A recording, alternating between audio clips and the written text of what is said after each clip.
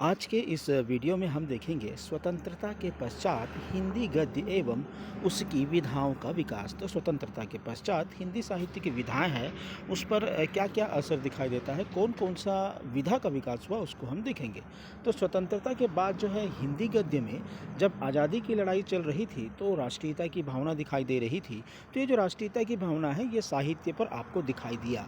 इसका भी असर आपको स्वतंत्रता के बाद के साहित्य में दिखाई देता है। इसके पश्चात इस समय जो है औद्योगिकीकरण चल रही, औद्योगिकीकरण, उद्योग लगना चालू हुआ, आवागमन के साधनों का विकास हुआ, संचार का विकास हुआ, छापे खाने मतलब प्रिंटिंग प्रेस का आविष्कार हुआ। इससे क्या हुआ, जो साहित्य है वो और अधिक मात्रा में प्रचारित प्रसारित होने लगी, प्रकाशित होने लगी। अंग्रेजी और पाश्चात्य शिक्षा का प्रचार प्रसार होने लगा। जनसंचार के साधनों का विकास हुआ, रेडियो, टेलीविज़न और समाचार पत्र जो है घरों घरों तक पहुंचने लगे।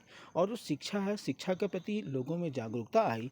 हर व्यक्ति जो है शिक्षा प्राप्त करना अपना अधिकार समझता था और ये क्या बन गया, मौलिक अधिकार बन गया। तो ये सब का जो प्रभाव है वो हिंदी साहित्य पर भी आज़ादी के बाद जो है दिखना चालू होता है। तो इस समय जो है नाटक की जब चर्चा करते हैं, आज़ादी के बाद जो नाटक है प्रसादोत्तर नाटक के अंतर्गत ये माना जाता है। सन 1950 ईस्वी के बाद के समय को प्रसादोत्तर नाटक कहा जाता है। इस काल के नाटक जीवन के यथार्थ से अधिक जुड़े हुए थे, मतलब जीवन की वास्तविकता से जुड़े हुए थे। उनमें रंगमंचीयता और अभिनेता का विशेष ध्यान रखा गया था। जो नाटक उस समय खेले जाते थे स्वतंत्रता के बाद, उसमें क्या होता था, रंगमंचीयता था, अभिनेता था। देश में स्वतंत्रता के उपरांत एक नई चेतना का विकास हुआ तथा जनमानस ने जो अपेक्षाएं की थी वे पूरी नहीं हो सकी। मतलब एक प्रकार से कह सकते हैं मोहभंग। अब ये मोहभंग क्या कहते हैं, तो मोहभंग मतलब जब स्वतंत्रता जब व्यक्तियों को मिली तो ऐसे लगा कि हम अब स्वतंत्र हो गए हैं, अब हम बहुत उन्नति करेंगे। अब धीरे धीरे ऐसा हुआ कि उन्नति के बदले जो नेता थे, नेता अपने स्वार्थ पूर्ति में लग गए, जिसके कारण से क्या हुआ, स्वार्थपरकता, छल कपटता, भ्रष्टाचार, अवसरवादिता का बोलबाला हो गया। इसमें इस समय के जो नाटक आ रहे हैं उसमें विष्णु प्रभाकर, जगदीश चंद्र माथुर, धर्मवीर भारती, लक्ष्मी नारायण लाल, राम कुमार वर्मा, मोहन राकेश का नाम आप सुने होंगे, पढ़े भी होंगे इनका नाटक, नरेश मेहता, विनोद रस्तोगी, सुरेंद्र वर्मा, डॉक्टर शंकर शेष, रमेश बख्शी, ये सब भिन्न भिन्न प्रकार के नाटककार हैं जिन्होंने क्या लिखा, नाटकों की रचना की। तो इसमें देखते हैं विष्णु प्रभाकर ने जो लिखा है वो डॉक्टर नाटक लिखा है, युगे युगे क्रांति नाटक लिखा है, टूटते परिवेश नाटक लिखा है। जगदीश चंद्र माथुर ने शारदिया नाटक लिखा है, कोणार्क नाटक लिखा है, दशरथ नंदन नाटक लिखा है। कोणार्क नाटक में जो कोणार्क मंदिर है उड़ीसा का, उसी से ये संबंधित है। और शारदिया नाटक जो है एक राजा से संबंधित है, और पहला राजा भी इनका क्या है, नाटक है। ये सब पूछे जाते हैं, याद रखिएगा। मोहन राकेश जो है आधुनिक छाया के, आधुनिक काल के सशक्त नाटककार है। ज़बरदस्त भाषा और प्रस्तुतिकरण इनका है। और इनके जो नाटक का नाम है वो आषाढ़ का एक दिन 1958 में लिखा गया, लहरों के राजहंस लिखा गया 1963 में, आधे अधूरे लिखा गया 1969 ईस्वी में। विनोद रस्तोगी ने नए हाथ बर्फ की दीवार में नवीन मान्यताओं का निरूपण किया। नए हाथ और बर्फ की दीवार इनका नाटक है। ये एक जो है सफल रेडियो नाटक भी हैं। अब सफल रेडियो नाटक किसको कहेंगे, देखिएगा, एफएम रेडियो, अभी तो वर्तमान में एफएम रेडियो वगैरह आ गया है। पहले क्या होता था, आकाशवाणी का जो नाटक होता था उसमें जो है नाटक खेले जाते थे। जैसे रंगमंच पर कोई व्यक्ति चल रहा है तो उसके जूतों की आवाज़ आती थी, यदि अगर कोई हमला कर रहा है तो वैसा युद्ध का जैसा आवाज़ आता था। इस प्रकार से नाटक जो है रेडियो में खेले जाते थे। आगे देखते हैं अंधा कुआं, ये आपका लक्ष्मी नारायण लाल ने लिखा है। लंधा कुआं, दर्पण, बाधा कैक्टस, सूर्यमुख, मिस्टर अभिमन्यु, कर्फ्यू, अब्दुल्ला दीवाना, व्यक्तिगत, एक सत्य, हरिश्चंद्र, सगुन पंछी, सबरंग, मोहभंग प्रसिद्ध इनकी नाट्य कृतियाँ हैं। और इन नाट्य कृतियों को स्वतंत्रता के पश्चात लिखा गया है। धर्मवीर भारती बहुत प्रसिद्ध है। धर्मवीर भारती अंधा युग नाटक इन्होंने 1954 में लिखा, और आधुनिक भावबोध का प्रस्तुत करने वाला ये बहुत ही प्रसिद्ध गीत नाट्य है। अंधा युग जो है इसको जब हिंदी साहित्य के विद्यार्थी होंगे, यदि अगर आप आगे बढ़ेंगे हिंदी साहित्य में, तो इनको रंगमंच पर खेला जाता है। किसको, अंधा युग को, बहुत प्रसिद्ध नाटक। और जब एमए करेंगे आप हिंदी में या आगे की आप पढ़ाई करेंगे तो अंधा युग नाटक जो आपको पढ़ना पड़ेगा, बहुत प्रसिद्ध है। सुरेंद्र वर्मा ने लिखा है सेतुबंध, द्रौपदी, सूर्य की अंतिम किरण से सूर्य की पहली किरण तक, नायक, खलनायक, विदूषक, आठवां सर्ग के ऊपर तो फिल्म भी बन चुका है। और बहुत सारे जो नाटक हैं इनके ऊपर जो टेली टेलीकास्ट होता है, टेलीकास्ट मतलब धारावाहिक होते हैं, वैसे धारावाहिक भी इन पर बनते हैं। आगे शंकर शेष ने बिन बाती के दीप फंदी बंधन अपने अपने एक और द्रोणाचार्य का भी नाट्य मंचन होता है आपके टीवी वगैरह में। मणि मधुकर ने लिखा है रसगंधर्व व बुलबुल सराय नामक इन्होंने नाटक लिखा है।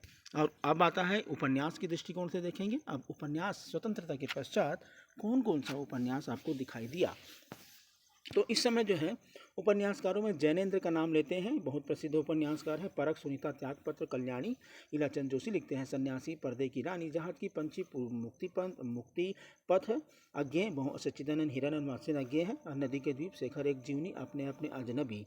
और यशपाल लिखते हैं दिव्या, अमिता, देशद्रोही, धर्मवीर भारती लिखते हैं गुनाहों के देवता, सूरज का सातवां घोड़ा। ये सब उपन्यास हैं। उपेन्द्रनाथ अश्क लिखते हैं गिरती दीवारें, गर्म राख, बांधो न इष्ठाव बंधु। तो आप देखेंगे जो साहित्यकार नाटक लिख रहे हैं वही साहित्यकार क्या लिख रहे हैं, उपन्यास भी लिख रहे हैं।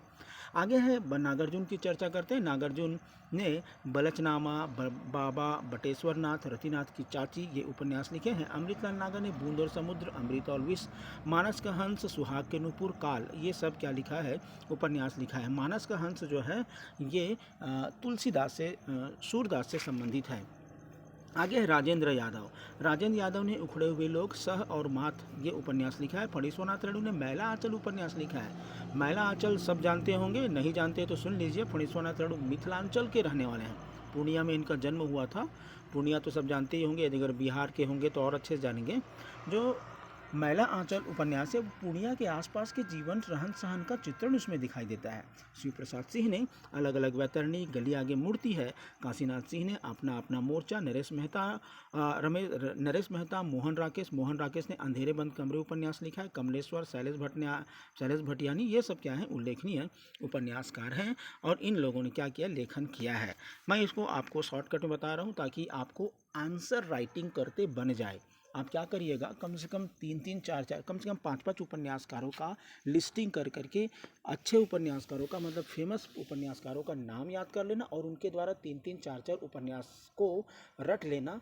ये आपके आंसर राइटिंग में काम आता है। आगे आता है निबंध की चर्चा करें तो स्वतंत्रता के पश्चात हजारी प्रसाद द्विवेदी बहुत प्रसिद्ध निबंधकार हैं।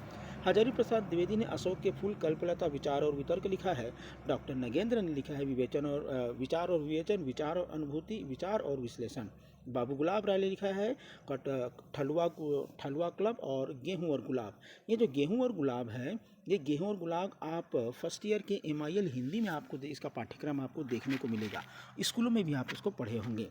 अज्ञा ने लिखा है त्रिशंकु आत्मनेपद। महादेव वर्मा ने लिखा है अतीत के चलचित्र, स्मृति की रेखाएं, श्रृंखला की कड़ियाँ। ये सब जो है संस्मरणात्मक निबंध हैं।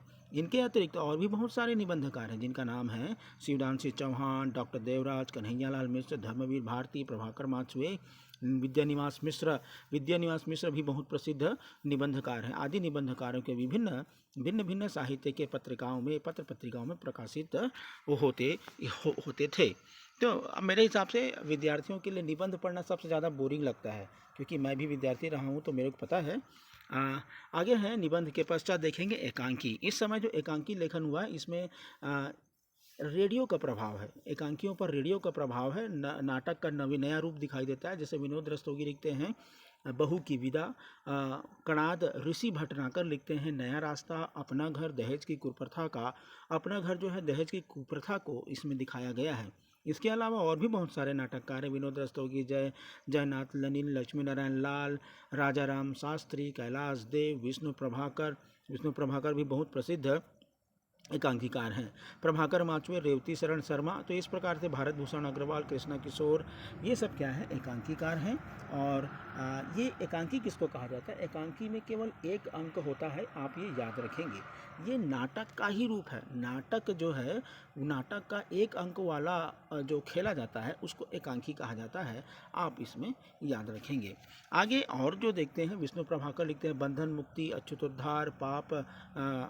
विष्णु प्रभाकर लिखते हैं बंधन मुक्ति, पाप। बंधन मुक्ति में अछूतोद्धार से संबंधित है। पाप जो है अविवाहित युवती का अनुचित पैगाम है। साहस एक नाटक एकांकी लिखा है।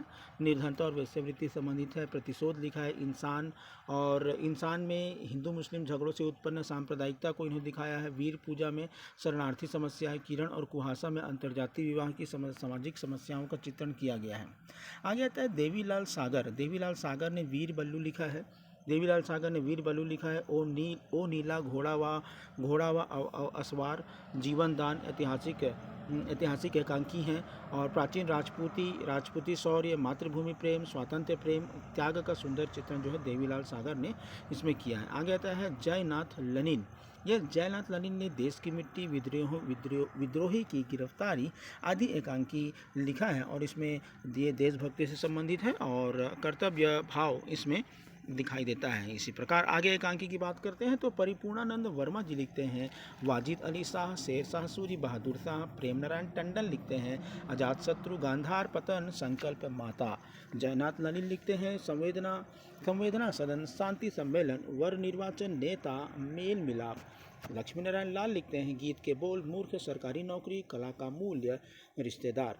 कृष्ण किशोर श्रीवास्तव लिखते हैं मछली के आंसू, जीवन का अनुवाद, आँख, बेवकूफ़ की रानी आदि में सामाजिक यथार्थ और कटु व्यंग्य इसमें आपको दिखाई देगा।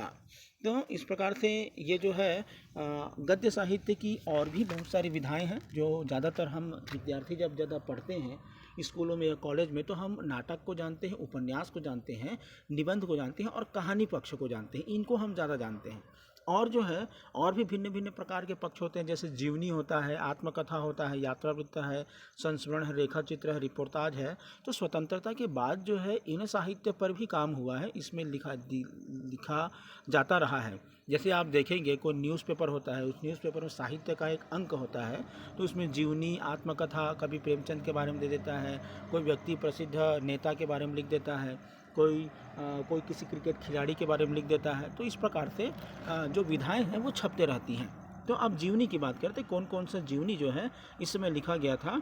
तो स्वतंत्रता के पश्चात भिन्न भिन्न प्रकार के जो प्रसिद्ध संत थे, वैज्ञानिक थे, महापुरुष थे, खिलाड़ी थे, इनके साहित्य, इसके जीवनियों पर क्या लिखा गया है, इनके साहित्यकारों के द्वारा क्या लिखा गया, जीवनी लिखा गया। जैसे कि काका कालेलकर है, जैनेन्द्र कुमार है, राहुल सांकृत्यायन है। काका कालेलकर जो है बहुत बड़े भाषाविद थे। इन्होंने हिंदी का सुधार करने में बहुत काम किया है। जैनेन्द्र कुमार तो जानते ही हैं, आपके उपन्यासकार भी हैं, नाटककार भी हैं। राहुल सांकृत्यायन भी बहुत प्रसिद्ध घुमक्कड़ शास्त्री हैं। ये इन्होंने यात्रा वृत्तांत ज़्यादा लिखा है। हिंदी में प्रमुख जीवनियों में देखते हैं तो कलम का सिपाही है। कलम का सिपाही जो है अमृत राय लिखा है, अमृत राय ने लिखा है। अमृत राय कौन थे? तो अमृत राय जो है मुंशी प्रेमचंद के बेटे थे और अमृत राय ने मुंशी प्रेमचंद के जीवन पर लिखा है कलम का सिपाही। सुमित्रानंदन पंत की जीवनी लिखा है, सुमित्रानंदन पंत की जीवनी और साहित्य लिखा है शांति जोशी ने। निराला की साहित्य साधना लिखा है रामविलास शर्मा ने और आवारा मसीहा लिखा है विष्णु प्रभाकर ने। बहुत ही प्रसिद्ध ये क्वेश्चन आता है कि आवारा मसीहा किसका जीवनी है, किसके द्वारा लिखा गया? तो आपको याद रखना है विष्णु प्रभाकर के द्वारा लिखा गया है। ये क्या है? जीवनी है। आगे आता है आत्मकथा। आत्मकथा क्या होता है? जैसे कि मैं एक व्यक्ति हूँ तो मैं अपने जीवन में क्या क्या मैंने बचपन मेरा कैसा बीता, कैसे मैं लोगों के साथ मेरा उठना बैठना था, कैसा मैंने अपने जीवन में संघर्ष किया, ये सब को बात को क्रमबद्ध तरीके से, बड़े रोचक तरीके से, साहित्यिक विधा के दृष्टिकोण से जब कोई क्रमबद्ध तरीके से लिखता है तो उसको जो है आत्मकथा कहा जाता है। बाबू श्याम सुंदर दास लिखते हैं, हाँ, आत्मकथा जब लिखेंगे तो ईमानदारी होना चाहिए।